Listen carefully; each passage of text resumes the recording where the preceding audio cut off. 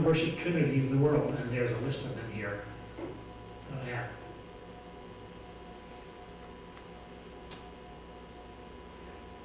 Now, I'll tell you the story. Well, I'll probably keep on going because I think it's down further down. The Egyptian Trinity of Sun worship is represented in the Masonic Lodge as well as in the past master's jewel, which a worshipful master of the lodge wears after he has completed his term of office. The Trinity is hidden in the 47th problem of Euclid and covered over by the lecture on geometry. Do you remember the 47th problem of Euclid? You know, the right angle, where you take the product of the vertical part of the angle plus the product of the triangle is equal to the product of the transverse part of it. Remember that? In geometry? Well, that's where it's hidden. And every Mason, every worshipful master carries that on his lapel.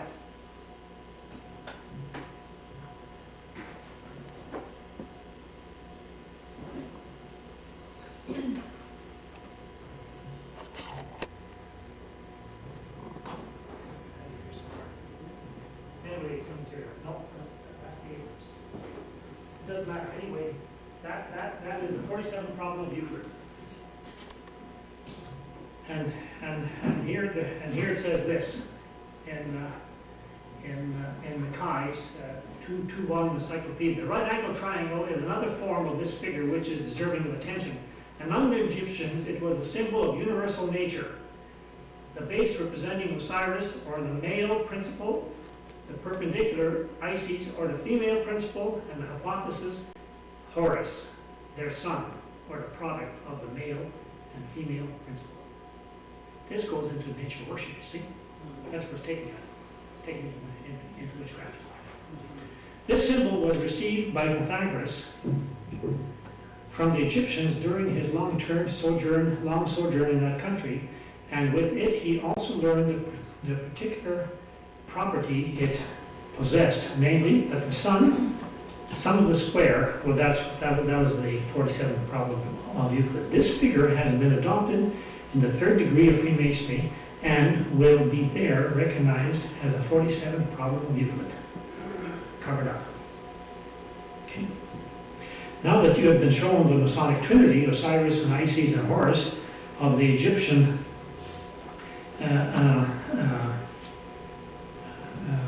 Egyptian sun worship religion, I will show you that sun worship trinities that Freemasonry recognize.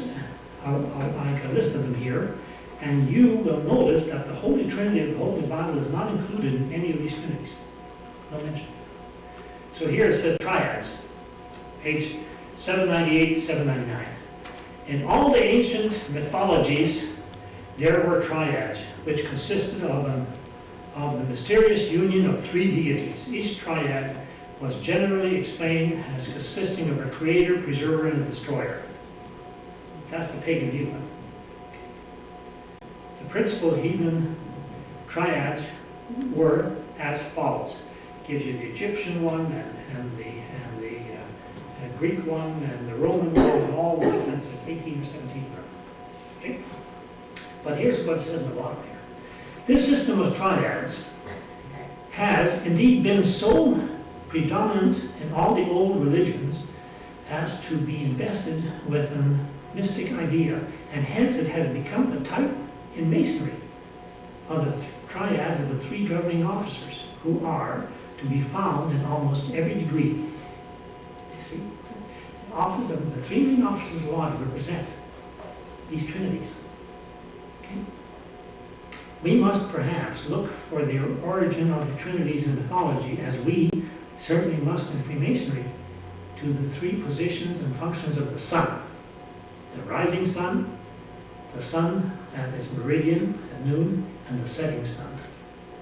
And look upon it as the rising sun as being the creator of light, the noonday sun as being its preserver, and the setting sun as being its destroyer.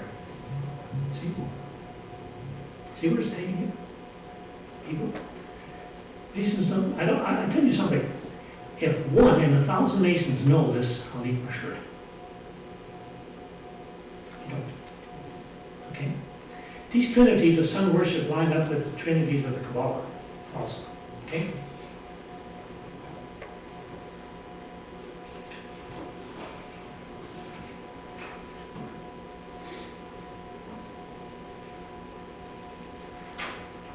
Well, here I've got to read this to you because this goes straight into witchcraft. The sun is the ancient symbol of the life-giving and generative force of the deity. The moon is a symbol of the passive capacity of nature to produce the female, to which the life-giving power and energy was the male. It was the symbol of Osiris, or Ashtar, or Artemis, or Diana. See? The master of life was a supreme deity above both, and manifested through both. Zeus, the son of Saturn, Horus, the son of Osiris, and Isis, become the master of life. See? Horus, the master of life, the son of the Egyptian Trinity, a type of Christ, with whom the worshipful master is identified, is also represented in the lodge by the all-seeing eye. Now let me tell you something, gentlemen.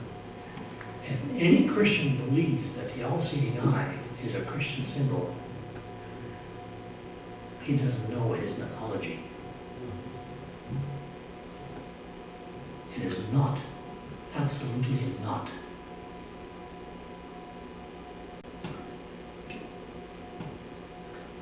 Now, here's what Mandy Hall says about the all-seeing eye. You know the United States dollar? Look at the back of it. You'll see an all-seeing eye. There are lots of all-seeing eye organizations, you know. The Oddfellows is an all-seeing eye organization as well. And the New Age movement talks about all-seeing eye as being. Then you've got the third eye of the Brahmins, you know, on the Eastern religions. Okay. But here's what Mandy Hall says about this. Bearing his new flaming cross. Now this is the cross of light he's talking about. The Ankh. You know what I'm telling you? You know that Egyptian cross with the lute on top of it? If you ever see a Christian wearing it, tell them to take it off. That is not a Christian symbol. At all. It belongs to the Egyptians. The cross of life. Through their religion. Okay. Bearing his flaming cross, Artemis entered the room and instinctively gazed upwards to the lofty dome. There, floating in space, far above his head, he saw a great closed eye, surrounded by fleecy clouds and rainbow colors.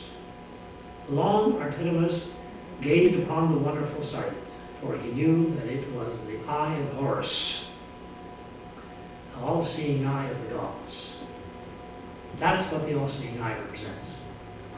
As he stood there, he prayed that the will of the gods might be made known unto him, and that in some way he might be found worthy to open that closed eye in the temple of the living God. And in Egyptian magic, you will find the amulet of the eye of Horus. People wore it around their necks in Egyptian times. Eh? And if you go look into the Egyptian Book of the Dead, if you want to ever find out what the Egyptian beliefs were, look into the Egyptian Book of the Dead. Every one of the pagan religions of sun worship have a Book of the Dead pertaining to their group. Okay? And I have the Book of the Dead of the Egyptians here because I have to look at something. I'll tell you later. And you will find in the hieroglyphics the all-seeing eye. Okay? some places, in fact, in every place, it's looked upon as the higher horse. The Book of the Dead of the Egyptians is the key to the Egyptian occult.